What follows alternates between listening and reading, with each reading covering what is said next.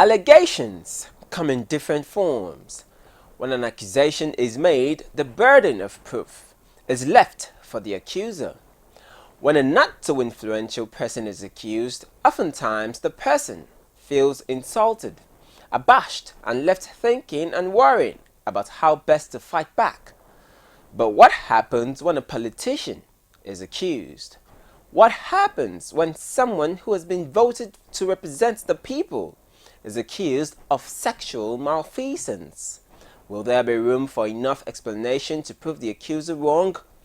Or will the populace refuse to see this as a move to tarnish the image of a respectable member of the society? A situation many will liken to that famous quote that sounds unpleasant in the ears of every accused person, which is, "There is no smoke without fire." Recently, 3 members of the Federal House of Representatives of Nigeria were reported by the United States Ambassador to Nigeria, James Entwistle, to have tried to solicit prostitutes. One of the trio was also said to have attempted rape.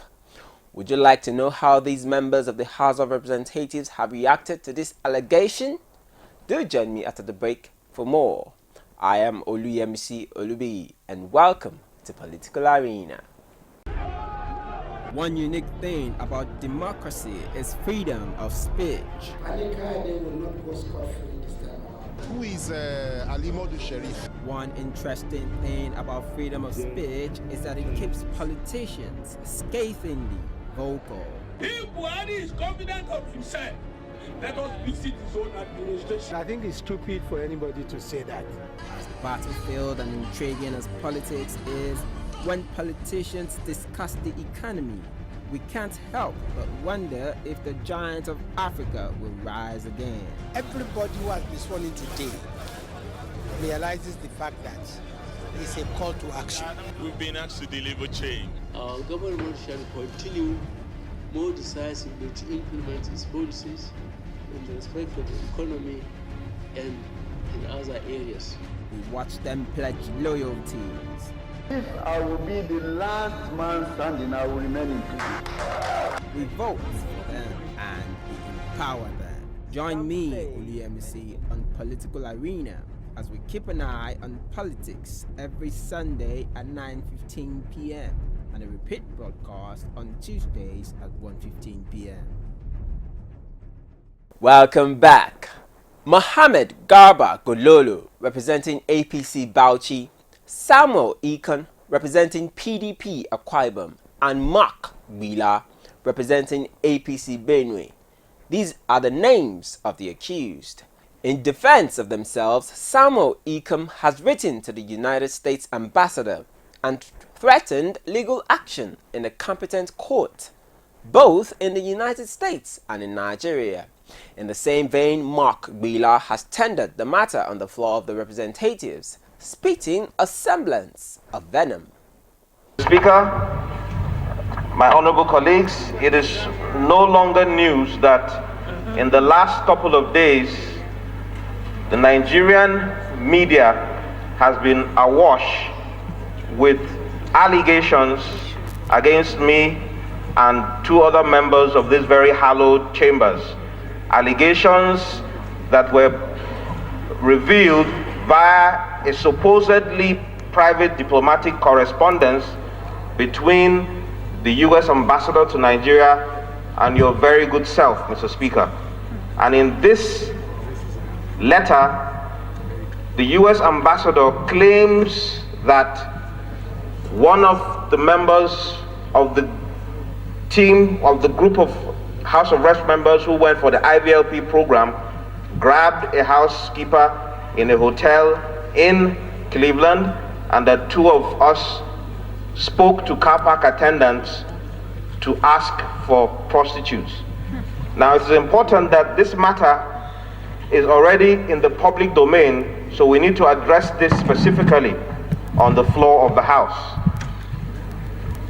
For my colleagues who don't know me and fellow Nigerians out there who don't know me, I want to categorically state here, for the avoidance of doubt, and on behalf of my other colleagues, that no such incident occurred. I want to place this on record. And I want Nigerians and my fellow colleagues to realize that even though we are in the eye of the storm today, we will bear this cross boldly, because the righteous are as bold as a lion, and courageously, because this is something that is calculated to tarnish and smear the image of the involved members and this very hallowed institution. So I want to caution Nigerians who are quick to jump to conclusions that if this treatment can be meted out to members of the House of Representatives, then who is beyond this kind of treatment? I want to state categorically for all Nigerians to know once again that I love my wife without reservation. I have never cheated on her. I wish she was able to come before these hallowed chambers to testify to this. I actually went on this trip with my wife and baby. I go everywhere I travel with them, fortunately. So they know my movement at every point in time. I have eyes only for my wife. And this is not a behavior that I have been accused of at any point in my life. The particular hotel under question, I have stayed in several and countless of them all over the world, and at no point I dare the US ambassador and the US government to prove that this event actually happened. Mr. Speaker, I want to pray that this honorable house, with immediate effect, because time is of the essence, constitute either a special panel or refer it to the related committee of this house to immediately commence very detailed and public. I want to state categorically here, please, Mr. Speaker, let it be a public hearing and investigation where the ambassador, who is going to leave very soon, so it is of the essence, so time is really of the essence, to come and provide Nigeria with the evidence that they claim they have. And very quickly, Mr. Speaker, I want to refer to certain newspaper publications, the ignorant and ill-intentioned statements of certain Nigerians. It is important that the House also request formally a retraction of some of the statements from individuals like Gruba and Abati. I have it here, I'll present it before the House on Per Second News. Somebody who had an inglorious exit in the last administration has now resorted to going to very questionable online media to impugn the image of these hallowed chambers. A certain Professor Akinjide Oshuntokun, the former ambassador to Germany, categorically stated, and this is what I want my colleagues to note, that these are the manner of people that are now being elected into hallowed chambers. So he has become judge, jury, and executioner for a case that has not been proven beyond reasonable doubt. If the professor is as learned as he is, which I sincerely doubt, then he should have known that there's a global standard principle of being innocent until proven guilty, and the privilege of fair hearing. It is important to note that no one of the accused people was interrogated either in the US or in Nigeria, and the ambassador has concluded his case and has gone ahead to even revoke our visas.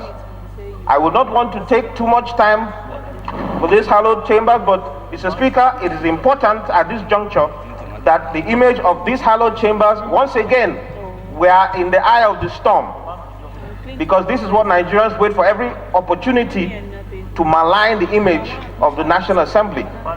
So we demand that justice must be done, and we will not relent until this matter is brought to a logical conclusion. Thank you very much. The leader of the House of Representatives also responded in this manner. This is a very serious matter. Anyone out there thinks it's about 3 members is wrong.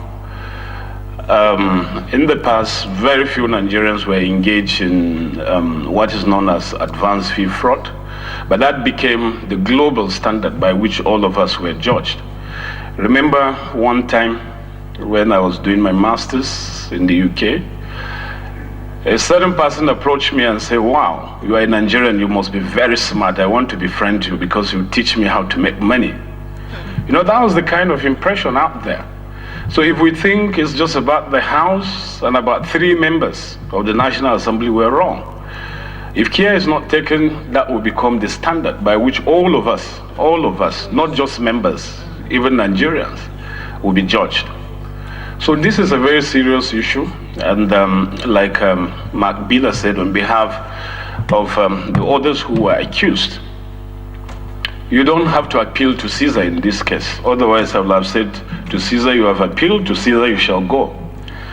Any such allegation of impropriety against a member or members is automatically referred to the Committee on Ethics. And I'd added the Committee on Foreign Relations to take charge of this matter and investigate it thoroughly. And that is because of the diplomatic issues involved in it.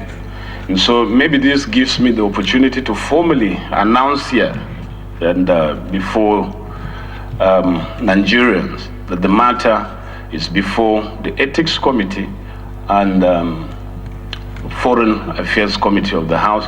They will investigate this thing thoroughly. They will get to the bottom of this matter before we decide what will be done.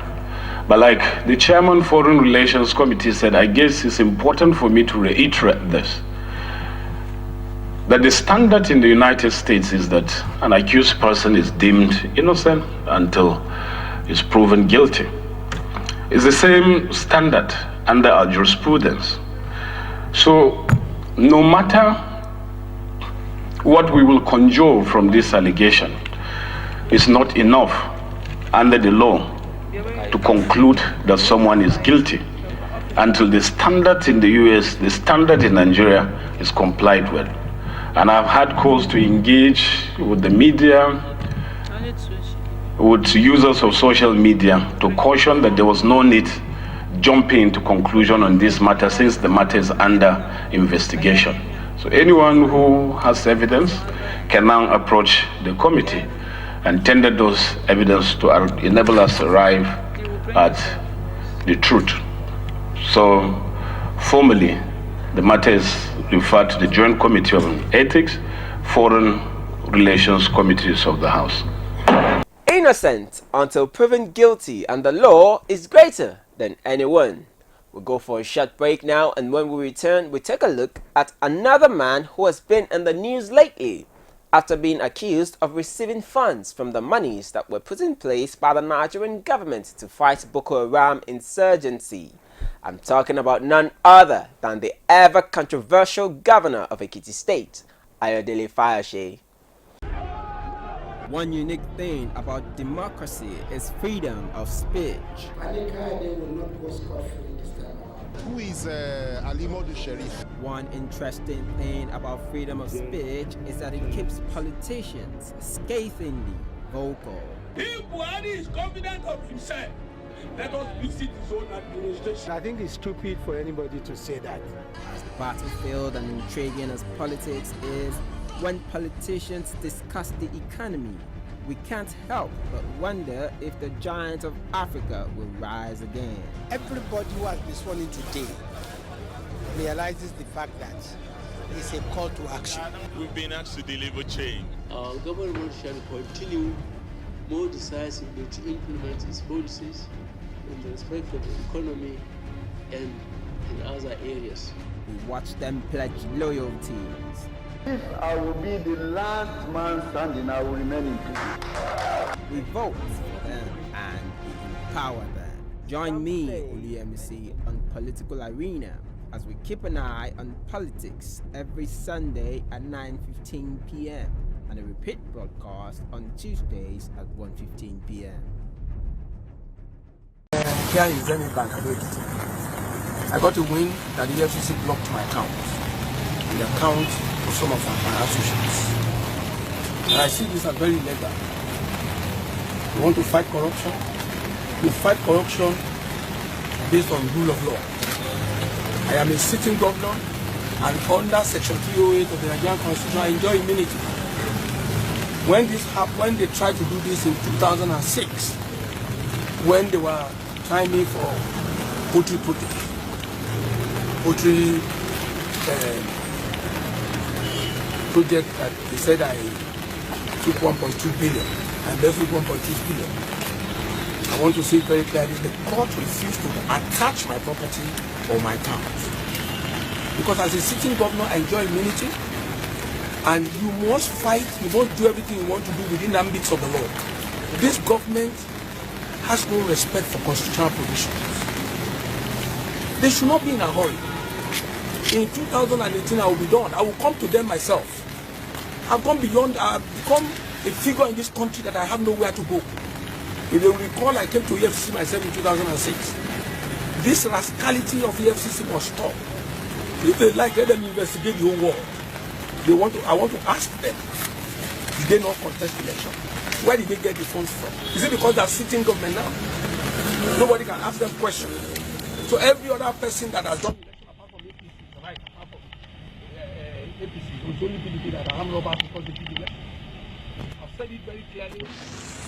We will take every legal means, every legal procedure to get things right. They can't continue with this rascality. That's why I've come here, and I'm not leaving this bank until they have given me a statement confirming that, because on their system, they said my account is restricted by EFCC, and they must put it into writing. I need it because EFCC has no right under the law to touch my properties. When the EFCC actually got... They did not communicate with me.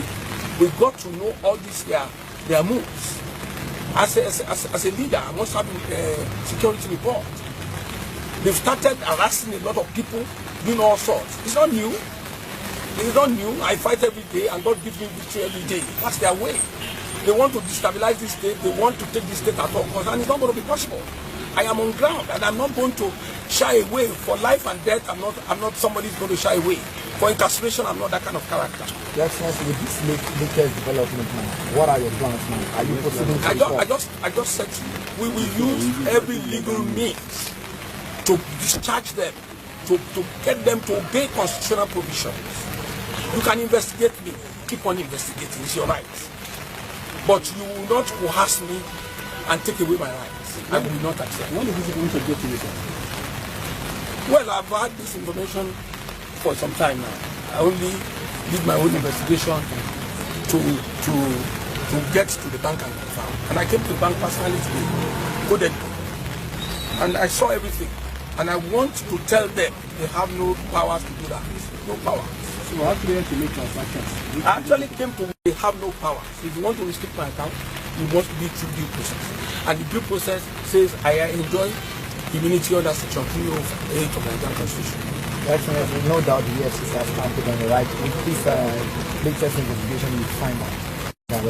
I've said it that the federal government must fight corruption within ambits of law, ambits of constitutional provision. The same immunity that I enjoy is what the president enjoys. Is it because nobody can prosecute him, makes him innocent? No, we have things we have seen about him, the estate he has in Abuja. I was able to show on the TV yesterday. There was a judgment against the wife of the president in America, where she wired $170,000 to the account of Jefferson in the Alibotin scandal. Jefferson has been jailed now, and in that judgment in Virginia, it was stated that the wife of the president, Her Excellency Aisha Buhari, wired $170,000 into the account of Jefferson. I have all the documents. It's on the page 22 of 25 in the sentencing of Jefferson. And if she wants to deny it, we will publish it in the paper.